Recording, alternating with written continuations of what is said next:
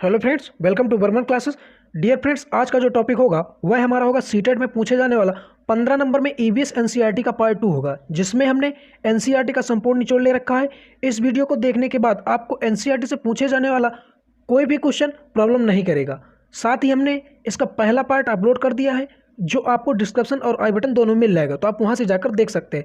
साथ ही आपको अगर इसका पीडीएफ चाहिए तो वह आपको बिल्कुल फ्री प्रोवाइड करवा दिया जाएगा। आप बिल्कुल परेशान ना हो, उसके लिए बस आप वीडियो पर अंत तक बने रहें। और यदि आप हमारे चैनल पर नए हैं और आपको कुछ हेल्पफुल लगे तो हमारे वर्मन क्लासेस को सब्सक्राइब करें और बेल आइकन दबाना बिल्कुल ना भूलें, जिससे आने वाली वीडियोज़ की अपडेट आप तक पहुंचती रहे। सीटेट यूपीटेट से रिलेटेड अन्य वीडियोज़ पीडीएफ के लिए प्लेलिस्ट पर विजिट करें। तो आइए बिना समय बर्बाद किए हुए सीधे अपने टॉपिक की शुरुआत करते हैं।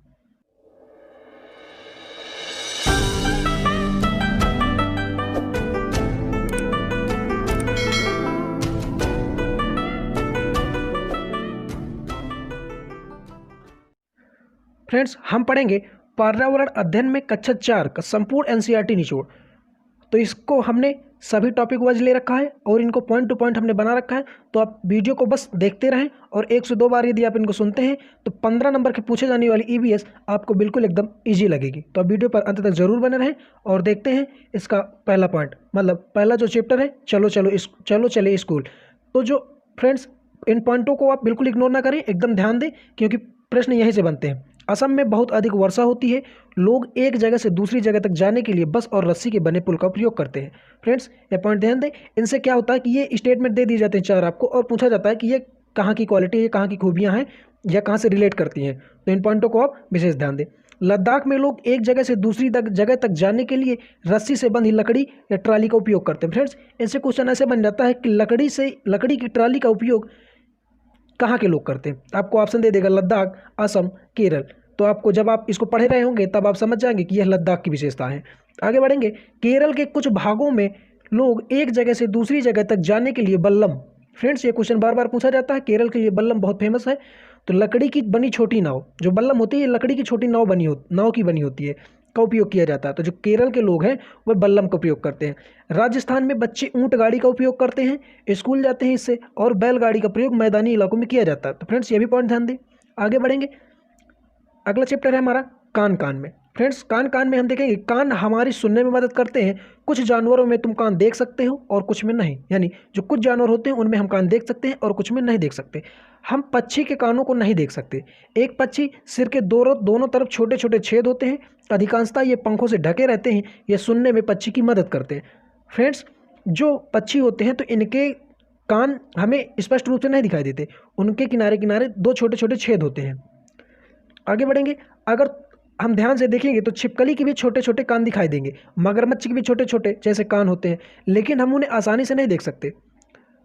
जानवरों की खाल पर अलग अलग डिजाइन उनके शरीर पर बाल होने के कारण होता है। फ्रेंड, यह प्रश्न पूछा जाता है कि जानवरों के शरीर पर अलग अलग डिजाइन क्यों होती है। तो वह उनके शरीर पर बाल होने के कारण होते हैं। ध्यान दें आप।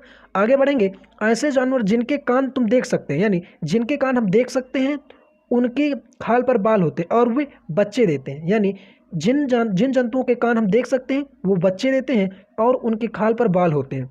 तो ये ऐसे कुछ जानवर हैं, इनकी विशेषताएं आप बिल्कुल ध्यान दें।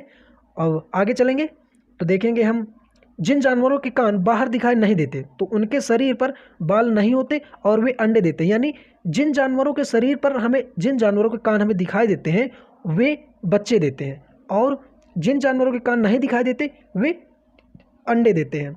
जिन जानवरों के कान दिखाई देते हैं उनके शरीर पर बाल होते हैं, और जिन जानवरों के कान नहीं दिखाई देते बाहर, उनके शरीर पर बाल नहीं होते। तो आपने फ्रेंड्स यह जाना। आगे पढ़ेंगे। यह एक नंदू हाथी, ये एक चैप्टर है और ये मोस्ट इंपॉर्टेंट है। यहाँ से प्रश्न परीक्षाओं में अक्सर बनता है, तो आप बिल्कुल ध्यान दें इस बात को। एक बड़ा हाथी एक दिन में 100 किलोग्राम से ज़्यादा पत्ते और झाड़ियाँ खा सकता है। फ्रेंड्स, ये स्टेटमेंट पूछे जाते हैं, दिए जाते हैं और उनसे क्रम से लगाने को कहा जाता है। तो आप इनको बिल्कुल ध्यान दें। हाथी ज़्यादा आराम नहीं करते, यानी जो हाथी होते हैं वो ज़्यादा नहीं, वो सिर्फ 2 से 4 घंटे ही सोते हैं। तो जो हाथी होते हैं वो ज़्यादा आराम नहीं करते, दिन में केवल 2 से 4 घंटे ही सोते हैं। हाथी को पानी और कीचड़ में खेलना बहुत पसंद होता है, क्योंकि आप जानते हैं कि उनका शरीर बहुत भारी होता है। तो इससे उनके शरीर को ठंडक मिलती है। वो कीचड़ में जाएंगे तो उनके शरीर को ठंडक मिलती है, और उनके कान भी पंखे की तरह काम करते हैं। गर्मी लगने पर हाथी अपना कान हिलाकर हवा स्वयं कर लेते हैं। आगे बढ़ेंगे। जानवरों के झुंड में मिलजुल कर खाने की तलाश में घूमते हैं। जितने भी जानवर होते हैं वो खाने की तलाश में हमेशा झुंड में घूमते हैं।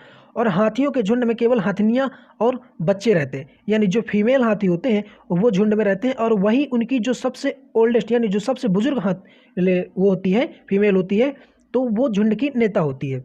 तो आप ये पॉइंट ध्यान दें। आगे बढ़ेंगे। झुंड में 10 से 12 हाथिनियाँ होती हैं और बच्चे होते हैं। हाथी 14 से 15 साल की झुंड में रहते हैं, यानी जो मेल हाथी होते हैं वो 14 से 15 साल तक के होते हैं। उसके बाद वो झुंड को छोड़ देते हैं और अकेले रहते हैं, और बाकी उसमें जितनी फीमेल होती हैं वो रहती हैं। और 3 महीने के हाथी के बच्चे का वजन लगभग 200 किलोग्राम होता है। परीक्षाओं में यह प्रश्न भी पूछा जाता है कि 3 महीने के हाथी के बच्चे का वजन कितना होता है, तो ध्यान दें आप कि 200 किलोग्राम होता है। फ्रेंड्स, ये पॉइंट टू पॉइंट है, इनको आप 1 से 2 बार पढ़ेंगे तो ईवीएस में 15 नंबर में से आप आराम से 13 या 14 नंबर आराम से करेंगे। बाकी रही 15 नंबर पेडागोजी की बात, तो वो हम आपको अगले वीडियो में पढ़ाएंगे। अगला चैप्टर है हमारा अमृता की कहानी।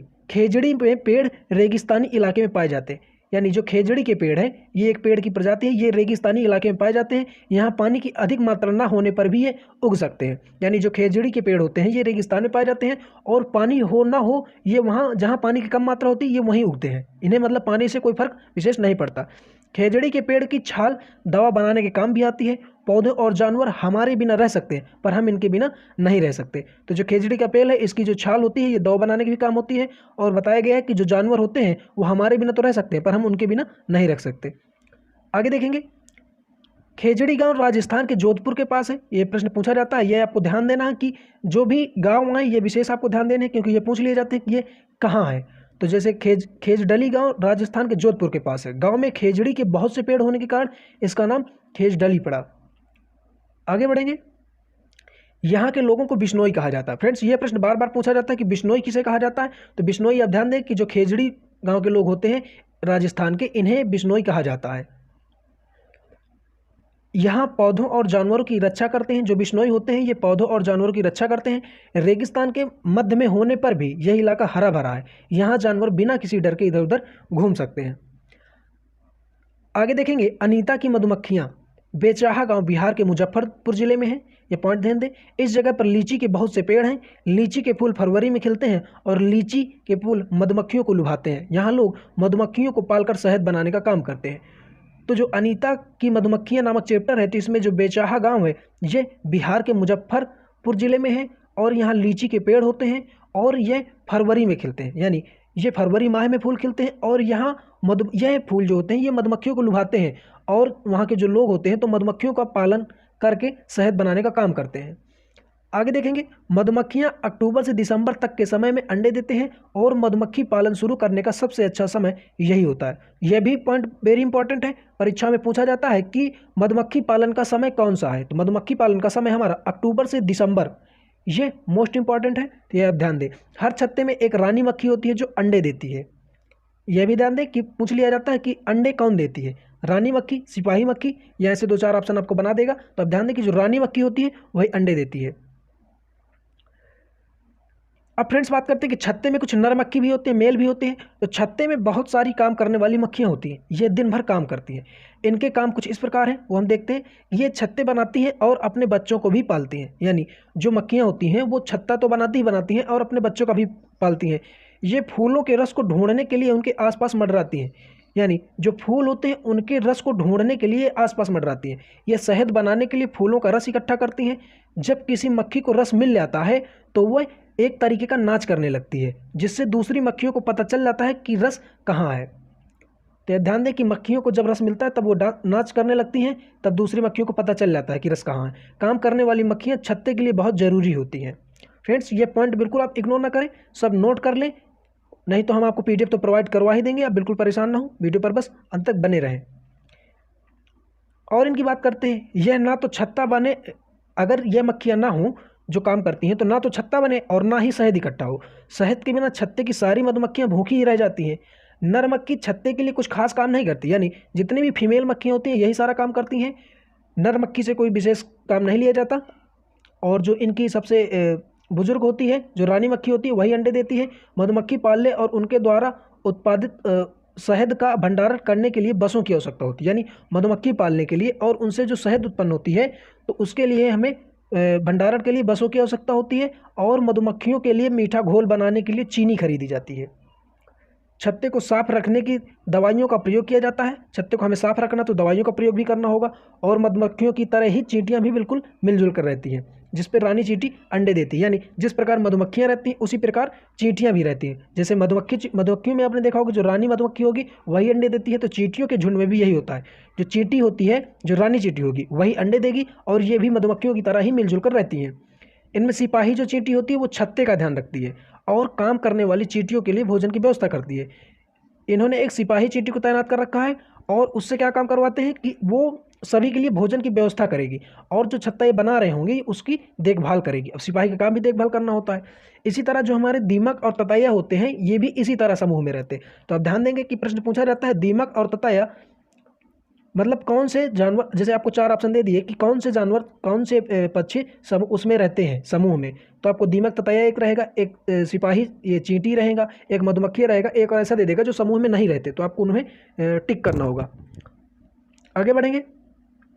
चमकता सितारा, गर्ल स्टार उन साधारण लड़कियों की असाधारण कहानियाँ हैं जिन्होंने स्कूल जाकर अपनी ज़िंदगी बदल दी। चमकता सितारा, ये 2 लड़कियाँ थीं जो मतलब बहुत गरीब थीं, तो वो स्कूल पढ़ाई के लिए स्कूल गई और वहाँ जाकर उन्होंने कुछ ऐसा किया कि उनकी एकदम किस्मत बदल गई, ज़िंदगी बदल गई। तो उन्हीं को चमकता सितारा गर्ल्स के नाम से जाना जाता है। अब चमकता सितारा दे दिया गया, आपको ऑप्शन में दे दिया कि चमकता सितारा क्या है, फिर आपसे पूछा गया लड़कियाँ, मछलियाँ या ऐसे, तो चमकता सितारा आप कहीं मछली ना टिक कर दें। तो ध्यान दें कि ये साधारण लड़कियाँ थीं जो स्कूल जाकर इन्होंने अपनी ज़िंदगी बदली थी, तो उसी कहानी पर ये चैप्टर लिया गया था। आगे बढ़ेंगे। ओमना का सफ़र, गांधी धाम अहमदाबाद और वलसाड गुजरात में है। यानी जो गांधी धाम है ये हमारा अहमदाबाद में है और जो वलसाड है ये गुजरात में है। मंडगांव गोवा के राज्य में है। तो ये तीनों आप ध्यान दें, ये पूछा जाता है कि गांधी धाम कहाँ है, ऑप्शन दे दिया जाएगा आपको 4 ऑप्शन, तो आपको टिक करना होगा कहाँ है। वलसाड गुजरात में है और जो मंडगांव है ये गोवा राज्य में है। अगला चैप्टर है हमारा खिड़की से। गोवा से केरल तक की जो रेल के रास्ते हैं वो 92 सुरंगें और 2000 पुल पाए जाते हैं। फ्रेंड्स ये मोस्ट इंपॉर्टेंट है, इसको आप ट्रिपल स्टार लगा लें एकदम। मान के चलिए कि इस तरीके के प्रश्न ही परीक्षाओं में पूछे जाते हैं। अगर आप 1 से 2 बार वीडियो को नहीं देखते तो आपको यही टॉपिक बहुत हार्ड लगेगा, और यदि आपने 1 से 2 बार देख लिया तो आपको इससे इजी कोई टॉपिक भी नहीं लगेगा। फ्रेंड्स तो देखिए कि गोवा से केरल तक की रेल, ये प्रश्न पूछा जाता है। प्रश्न की प्रकृति कुछ ऐसी होती है कि गोवा से केरल तक की रेल के रास्ते में कितनी सुरंगें होती हैं या कितने पुल होते हैं। आपको 92, 93, 94 ऐसे ऑप्शन दे देगा, तो आप अगर पढ़े रहेंगे तो आप समझ पाएंगे कि 92 सुरंगें और 2000 पुल होते हैं। आगे बढ़ेंगे, देखेंगे नानी के घर तक। फ्रेंड्स इनके पॉइंट आप ध्यान देंगे कि मलयालम में, जो मलयालम भाषा होती है हमारी, माँ की बड़ी बहन को वलियम्मा। फ्रेंड्स ये पॉइंट ध्यान दें बिल्कुल कि मलयालम में माँ की बड़ी बहन को वलियम्मा कहते हैं और माँ की माँ यानी नानी को अम्मा कहते हैं। फ्रेंड्स ये पॉइंट ध्यान दें, पूछा जाता है कि मलयम्मा किसे कहते हैं, तो आप ध्यान देंगे कि मलयालम में माँ की बड़ी बहन को मलयम्मा कहते हैं। और केरल के लोग पानी को पार करने और दूसरी तरफ जाने के लिए फेरी नाव का इस्तेमाल करते हैं। फ्रेंड्स यह प्रश्न बनता है कि केरल के लोग किस नाव का इस्तेमाल करते हैं, तो अब ध्यान दें कि फेरी नाव का इस्तेमाल करते हैं। और किस लिए करते हैं, इस तरफ, एक तरफ से दूसरी तरफ जाने के लिए, यानी पानी को पार करने के लिए। आगे बढ़ेंगे, रेलवे। फ्रेंड्स ये भी प्रश्न बहुत इंपॉर्टेंट है। रेलवे टाइम टेबल में हमें प्रत्येक रेल की जानकारी मिलती है। जैसे तो आपको 4 ऑप्शन दे देगा या 4 पॉइंट दे देगा, पूछेगा कि इनमें से कौन सी इनकी जानकारी नहीं है। तो स्टेशन से संबंधित ट्रेन किस स्टेशन पर किस समय पहुंचेगी, यह जानकारी उसमें दी होती है जो टिकट होती है। किस समय स्टेशन छोड़ेगी, कितनी दूरी तय करेगी। फ्रेंड्स ये हमें पॉइंट ध्यान देना है, इनसे प्रश्न बनते हैं। अगले देखेंगे हम हुतुतु। फ्रेंड्स ये कर्णम मल्लेश्वरी, ये मोस्ट इंपॉर्टेंट है, हर बार परीक्षा में इससे प्रश्न बनता ही बनता है। तो अब इसको एकदम रट ले कि कर्णम मल्लेश्वरी एक वेट लिफ्टर है, ये आंध्र प्रदेश की रहने वाली है। इनके पिता पुलिस में हवलदार है। जब ये 12 साल की थी तभी से वजन उठाने का अभ्यास करने लगी थी। फ्रेंड्स ये वेरी इंपॉर्टेंट है, इसको आप नोट कर ले। आगे देखेंगे कि ये अब जो है एक बार में 130 किलोग्राम तक वजन उठा लेती हैं। कर्णम ने भारत के बाहर 29 मेडल जीते हैं। उनकी 4 बहनें भी हैं जो रोज़ वजन उठाने का अभ्यास करती हैं। फ्रेंड्स ये एकदम आप रट लें क्योंकि बहुत इंपॉर्टेंट है, परीक्षाओं में हर बार लगभग पूछा ही जाता है। आप किसी वर्ष का प्रैक्टिस सेट उठा के देखें तो आपको इससे क्वेश्चन जरूर मिलेगा कि कर्णम मल्लेश्वरी कौन थी। तो ये एक वेट लिफ्टर है और आंध्र प्रदेश की रहने वाली है। इनके पिता पुलिस में हवलदार हैं। ये 12 साल की उम्र से वजन उठाने का अभ्यास करने लगी थी और अब ये 130 किलोग्राम वजन उठा लेती हैं। इन्होंने 29 मेडल भारत के बाहर जीते हैं। इससे प्रश्न बनते हैं कि कर्णमल्लेश्वरी कौन थी, ये कहाँ की रहने वाली थी, इनके पिता क्या करते थे, और ये कितने वर्ष की उम्र से वजन उठाने का अभ्यास करने लगी थी, और ये अब कितना वजन उठा लेती हैं। फ्रेंड्स ये बिल्कुल आप इग्नोर ना करें। आगे बढ़ेंगे, देखेंगे फुलवारी। फुलवारी जो चैप्टर है, इसमें उत्तरांचल में पहाड़ों के बीच एक ऐसी जगह है जहाँ फूल ही फूल होते हैं। तो उत्तरांचल को आप जानते हैं कि जो ये उत्तरांचल में पहाड़ों के बीच एक ऐसी जगह है जहाँ फूल ही फूल होते हैं, ये फूलों की घाटी कहलाती है। तो आप ध्यान देंगे कि फूलों की घाटी किसे कहते हैं। ये फूल साल में कुछ ही हफ्तों के लिए खिलते हैं, तो ये भी ध्यान दें। आगे देखेंगे ये मधुबनी, इससे प्रश्न हर बार बनता है, ये भी मोस्ट इंपॉर्टेंट है। मधुबनी लोक चित्रकला का बहुत पुराना रूप है। बिहार में मधुबनी नाम का एक जिला है। त्योहारों और खुशी के मौके पर वहाँ घर की दीवारों और आंगन में चित्र बनाए जाते हैं। फ्रेंड्स ये सारे स्टेटमेंट ध्यान दें। ये चित्र पिसे हुए चावल के घोल रंग मिलाकर बनाए जाते हैं। प्रश्न बनता है कि मधुबनी में चित्र किसके बने होते हैं, तो वह चावल के घोल के बने होते हैं। तो ये ध्यान दें कि मधुबनी कहाँ है, तो ये पूछा जाएगा आपसे। तो ये देखेंगे आप कि ये बिहार में, बिहार का है और ये त्यौहार है। आगे देखेंगे कि मधुबनी लोक चित्रकला में प्रयोग किए जाने वाले रंग भी खास तरह के होते हैं। इन्हें बनाने के लिए नील, हल्दी, फूल, पेड़ों के रंग आदि का इस्तेमाल किया जाता है। चित्रों में जो ये पेंटिंग बनाते हैं, तो बिहार में जो मधुबनी डिस्ट्रिक्ट है वहाँ ये त्यौहार मनाया जाता है, और वहाँ जो ये पेंटिंग बनाते हैं तो उसमें इंसान, जानवर, पेड़, फूल, पंछी और मछलियाँ और अन्य कई जीव जंतु साथ में बनाए जाते हैं। आगे बढ़ेंगे, हमारे दैनिक जीवन में फूलों का इस्तेमाल कुछ इस प्रकार है, यानी फूल हमारे दैनिक जीवन में कुछ रोल निभाते हैं, तो वो भी ध्यान दें कि फूलों को खाया भी जा सकता है। बहुत से फूलों की सब्जी बनती है। उत्तर प्रदेश में कचनार के फूलों की सब्जी बनाई जाती है। फ्रेंड्स ये प्रश्न पूछा जाता है कचनार की सब्जी कहाँ से रिलेट करती है, तो ये उत्तर प्रदेश से रिलेट करती है, और उत्तर प्रदेश में कचनार की सब्जी बनाई जाती है। केरल में आप जानते हैं केले अधिक होते हैं, तो केरल में केले के फूलों की सब्जी बनाई जाती है। महाराष्ट्र में सहजन के फूलों के पकौड़े बनाए जाते हैं। तो फ्रेंड्स ये पॉइंट ध्यान दें। ये यहाँ से प्रश्न बनता है कि केरल में किसकी सब्जी बनाई जाती है, या आपसे पूछ लिया जाए कि सहजन कहाँ के पकौड़े कहाँ बनाए जाते हैं, तो आपको ऑप्शन दे देगा महाराष्ट्र, केरल, उत्तर प्रदेश। तो आप अगर पढ़े रहेंगे तो आप समझ जाएंगे कि वो महाराष्ट्र में होता है। आगे बढ़ेंगे, फूलों का इस्तेमाल बहुत सी दवाइयाँ बनाने में भी किया जाता है, यह भी बिल्कुल सही है। तो ये खैर तो नॉर्मल पॉइंट है, आप इनको अगर नहीं भी पढ़ते तब भी आप कर ले जाएंगे। बहुत से फूल जैसे गुलदावरी, जीनिया से रंग बनाए जाते हैं। इन रंगों का इस्तेमाल कपड़ों को रंगने में भी किया जाता है। आगे बढ़ेंगे, कैसे कैसे बदले घर। डेरा गाजी खान पाकिस्तान में है। यह प्रश्न पूछा जाता है कि डेरा गाजी खान कहाँ है, तो ये पाकिस्तान में है। गांव में फर्श की लिपाई गाय के गोबर और मिट्टी के मिश्रण से की जाती है, जिससे कीड़ा नहीं लगता। यह पूछा जाता है कि गांव में फर्श की लिपाई गोबर और मिट्टी के मिश्रण से क्यों की जाती है, तो कीड़ा ना लगे इसके लिए की जाती है। नीम और कीकर की लकड़ियाँ दीमक से लकड़ी को नुकसान पहुँचाने से रोकती हैं, तो यह भी पॉइंट ध्यान दें। आगे देखेंगे, चूँ चूँ करती आई चिड़िया। फ्रेंड्स ये गीजूभाई वधेका, यह भी मोस्ट इंपॉर्टेंट है, यहाँ से प्रश्न बनता है। गीजूभाई वधेका जो है वो गुजरात के रहने वाले हैं। प्रश्न यही बन जाता है गीजूभाई वधेका कहाँ के रहने वाले हैं, तो ये गुजरात के रहने वाले हैं। और ये क्या करते थे, तो ये बच्चों के लिए कहानियाँ लिखते थे, और ये काफ़ी फेमस कहानियाँ इन्होंने लिखी है। आगे पढ़ेंगे कि पक्षी केवल अंडे देने के लिए घोंसला बनाते हैं। पक्षी केवल अंडे देने के लिए घोंसला बनाते हैं। जहाँ अंडों से बच्चे निकल जाते हैं तो वह घोंसला छोड़ देते हैं। तो ध्यान दें कि आपसे प्रश्न पूछा जाता है कि पक्षी घोंसला कब छोड़ देते हैं, तो पक्षी केवल अंडे देने के लिए घोंसला बनाते हैं, और जैसे ही वहाँ से बच्चे निकल जाते हैं, अंडों से बच्चे निकल जाते हैं, तो वो घोंसला छोड़ देते हैं। कोयल से प्रश्न बनता है कि कोयल मीठा गाती है, वह अपनी खुद का घोंसला नहीं बनाती। तो यह प्रश्न बनता है कि कौन से पक्षी है जो अपना खुद का घोंसला नहीं बनाती, तो वह कोयल है हमारी, जो खुद का घोंसला नहीं बनाती और कौवे के घोंसले में अंडे देती है। कौवा अपने अंडों को और कोयल के अंडों को भी दोनों को सेता है। तो पूछ लिया जाएगा कि वह कौन सा पक्षी है जो अपने साथ साथ कोयल के अंडों को भी सेता है, तो वह हमारा कौवा है।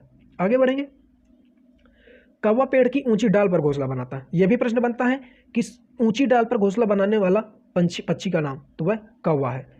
पाख्ता कैक्टस के कांटों के बीच या मेहंदी की मेड़ में अपना घोंसला बनाते हैं। यह भी प्रश्न पूछा जाता है, पाख्ता का है ना, तो ये कांटों के बीच में मेहंदी के मेड़ में अपना घोंसला बनाते हैं। गौरैया, गौरैया हमारे घर में आसपास दिखाई देती है, वह कहीं भी घोंसला बना लेती है, अलमारी के ऊपर, आईने के पीछे, घर की दीवार के आले में। तो यह भी ध्यान दें। कबूतर भी अपना घोंसला ऐसे ही बनाता है। आमतौर पर यह अपना घोंसला पुराने मकानों व खंडहरों पर बनाता है। आगे बढ़ेंगे, देखेंगे बसंत गौरी को गर्मियों में आवाज़ लगाते हुए सुना जाता है। अपना घोंसला पेड़ के तने में छेद करके बनाती है। जो बसंत गौरी होती है ये अपना तना पेड़ इसमें तने के छेद करके बनाती है अपना घोंसला। दर्जन चिड़िया क्या होती है? अब दर्जन चिड़िया ये भी मोस्ट इंपॉर्टेंट है, यहाँ से प्रश्न बनता है कि दर्जन चिड़िया अपनी नुकीली चोंच का इस्तेमाल झाड़ी की दो पत्तियों को एक साथ सीने के लिए करती है। यानी जो जो दो पत्तियां होती हैं उसको ये सीने के लिए अपनी चोंच का इस्तेमाल करती है और उनके बीच में बनी थैली को अंडे देने के लिए तैयार करती है। यानी ये अपना घोंसला वहीं बनाती है, दो पत्तियों को सीती है, फिर उसके बीच में ये एक थैली बनाती है और उस थैली में ये अंडे देती है। आगे बढ़ेंगे, शक्करखोरा यह भी एक मोस्ट इंपॉर्टेंट पॉइंट है। शक्करखोरा किसी छोटे पेड़ या झाड़ी की डाली पर लटकता घोंसला बनाते हैं। तो ध्यान दें कि लटकता घोंसला कौन बनाते हैं? तो शक्करखोरा ये लटकता घोंसला बनाते हैं। गिलहरी से प्रश्न पूछा जाता है कि गिलहरी दांत हमेशा बढ़ते रहते हैं, इन्हें चीज़ों को दांतों से काटना और कुतरना है फ्रेंड्स, ध्यान दें कुतरना पड़ता है ताकि इनके दांत बने रहें। फ्रेंड्स जो गिलहरी होती है अगर वो ये चीज़ों को नहीं काटेगी तो उसके दांत इतने बड़े हो जाएंगे कि वो परेशान हो जाएगी, इसलिए वो अपने दांतों को बनाए रखने के लिए चीज़ों को काटती है। तो ध्यान दें कि ये प्रश्न पूछा जाता है, कहीं ज़्यादा कहीं कम। ये देखिए नल्ला मंडा आंध्र प्रदेश में है, ये पॉइंट पूछा जाता है। बाजार गांव महाराष्ट्र में है, कफ परेड मुंबई में है। पूछा जाता है कि कफ परेड कहाँ है? तो ये मुंबई में है। बाजार गांव कहाँ है? ये महाराष्ट्र में है। नल्ला मंडा कहाँ है? ये आंध्र प्रदेश में है। होलगुंडी कर्नाटक में है, ये मोस्ट इंपॉर्टेंट है। यहाँ से प्रश्न बनता है कि होलगुंडी कहाँ है और बच्चों की पंचायत कहाँ लगती है? तो जो बच्चों की पंचायत होती है ये होलगुंडी कर्नाटक में लगती है। और इस पंचायत को किस नाम से जाना जाता है? तो इसको भीम संघ के नाम से जाना जाता है। तो ये पॉइंट आप ध्यान देंगे। आगे बढ़े, जालों का जाल। राजस्थानी ओक एक पेड़ है जो ऑस्ट्रेलिया में पाया जाता है। फ्रेंड्स ये मोस्ट इंपॉर्टेंट पॉइंट है। यहाँ से प्रश्न बनता है कि राजस्थानी ओक कहाँ पाया जाता है? तो ध्यान दिया, जो राजस्थानी ओक एक पेड़ है जो ऑस्ट्रेलिया में पाया जाता है। आगे बढ़ेंगे, मिलकर खाएं। बिहू असम का एक खास त्यौहार है। यह त्यौहार चावल की नई फसल के काटने पर मनाया जाता है। जो बिहू है यह हमारा असम का एक खास त्यौहार है। ये चावल की नई फसल को काटने पर मनाया जाता है। और जो उरुका होती है ये बिहू से पिछले दिन की शाम को कहते हैं। यानी जिस दिन बिहू का त्यौहार मनाया जाता है उसके एक दिन पहले वाली शाम को उरुका के नाम से हम जानते हैं। इस दिन लोग अस्थाई मेला घर बनाते हैं, यानी मेला लगाते हैं और सामूहिक दावत देते हैं। यानी बिहू वाले त्यौहार के एक दिन पहले लोग सभी मिलजुल कर दावत करते हैं और एक मेला तरीके का आयोजन करते हैं। बिहू 14 और 15 जनवरी को मनाया जाता है। बोरा और चेवा चावल की किस्म है जो असम में खाया जाता है, ये चिपचिपे होते हैं। तो पूछा जाता है कि बोरा और चेवा कहाँ किसकी किस्में हैं? तो ये चावल की किस्में हैं। और ये कहाँ की हैं? तो ये असम की हैं। और ये किस प्रकार के होते हैं? तो ये चिपचिपे होते हैं। फ्रेंड्स इन सब पॉइंटों को आप ध्यान देंगे। आगे बढ़ेंगे, खाना खिलाना। गुरुद्वारे में एक साथ मिलकर खाना पकाने और खाने को लंगर कहते हैं। यानी जो आपने देखा होगा गुरुद्वारों के बाहर, मंदिर के बाहर लोग खाना बनाते हैं और फिर सबको खाना खिलाते हैं, तो वो हमारा लंगर होता है। कड़ाह प्रसाद एक प्रकार का हलवा है। जो कड़ाह प्रसाद है ये एक प्रकार का हलवा है। कहा नहीं जाता जब आप कहीं मंदिर में जाते हो तो आपको प्रसाद मिलता है, तो वह आटा, घी और चीनी पानी से बना होता है। यह एक प्रसाद के रूप में लोगों को दिया जाता है। आगे बढ़ेंगे, पोचमपल्ली मुक्तापुर गांव। फ्रेंड्स मोस्ट इंपॉर्टेंट, मुक्तापुर गांव कहाँ से रिलेट करता है? तो ये आंध्र प्रदेश के पोचमपल्ली जिले में है। तो यह भी आप ध्यान दें। आगे बढ़ेंगे, पूरे देश की बात, यानी मलयालम में जो चिटप्पन, यह वर्ड आप बिल्कुल ध्यान दें कि चिटप्पन किसे कहा जाता है। यह पूछा जाता है कि मलयालम में पिता के छोटे भाई को चिटप्पन और कुंजम्मा पिता के छोटे भाई पत्नी, यानी चाची को कुंजम्मा और चाचा जी को चिटप्पन कहा जाता है। तो यह ध्यान दें, यह परीक्षा में पूछा जाता है, बिल्कुल इग्नोर ना करें। रेगिस्तान में केवल एक ही प्रकार के पेड़ देखे जा सकते हैं जिन्हें खजूर के पेड़ कहते हैं हम, तो ये केवल रेगिस्तान में देखे जा सकते हैं। आगे बढ़ेंगे, आबू धाबी में उपयोग किए जाने वाले पैसे को दिरहम कहते हैं। पूछा जाता है कि दिरहम किसे कहते हैं? तो दिरहम आबू धाबी में उपयोग किए जाने वाले पैसे को दिरहम कहा जाता है और वहाँ अरबी भाषा में कुछ लिखा होता है। अगला पढ़ेंगे, फौजी वहीदा। फौजी वहीदा ये एक लेडीज़ थी और ये थन्ना मंडी जम्मू के रजौरी जिले में है। जो थन्ना मंडी है तो ये जम्मू के रजौरी जिले में है। तो ये ध्यान दें आप। लेफ्टिनेंट कमांडर वाहिदा प्रिज्मा एक ऐसी महिला है जिन्होंने एक पूरी परेड की कमान संभाली। तो पूछा जाता है कि फौजी वहीदा कौन है? तो ये एक लेफ्टिनेंट कमांडर है और इन्होंने पूरी परेड की कमान संभाली थी। आगे देखेंगे, ये भारतीय नौसेना में डॉक्टर हैं। यह प्रश्न पूछा जाता है कि जो लेफ्टिनेंट कमांडर है हमारी वाहिदा, ये कौन है? तो ये एक तो पहली बार लेफ्टिनेंट कमांडर थी और ये भारतीय नौसेना में डॉक्टर है। जब परेड होती है तो उनके पीछे 4 टुकड़ियां चलती हैं। पूरी परेड में 36 निर्देश होते हैं। तो ये पॉइंट भी आप ध्यान दें।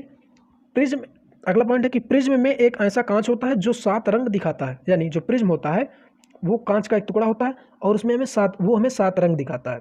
अगला पॉइंट है इस कटप्पा पुल गाँव लद्दाख में है। जो कटप्पा पुल गाँव है ये कहाँ है? ये लद्दाख में है। Friends, thanks for watching the video. अगर आपको वीडियो हेल्पफुल लगा हो तो चैनल को सब्सक्राइब करें और PDF के लिए हमें व्हाट्सअप मैसेज करें 8756121993 पर। और वीडियो में बने रहने के लिए धन्यवाद। फ्रेंड्स, ये जो PDF है ये बिल्कुल आपको फ्री प्रोवाइड करवा दी जाएगी। बस आप व्हाट्सएप पे मैसेज करें EVS NCERT PDF लिख करके, CTET EVS कुछ भी आप लिख दें तो यह आपको फ्री एकदम प्रोवाइड करवा दी जाएगी। ये फ्रेंड्स कक्षा 4 का टॉपिक था। अब बचा हमारा केवल कक्षा 5। ये प्राइमरी लेवल के लिए है, तो जो कक्षा 5 की NCERT है उसका हम अगला वीडियो लेके आएंगे जो आपको 1 से 2 दिन बाद प्रोवाइड हो जाएगा। Thanks for watching.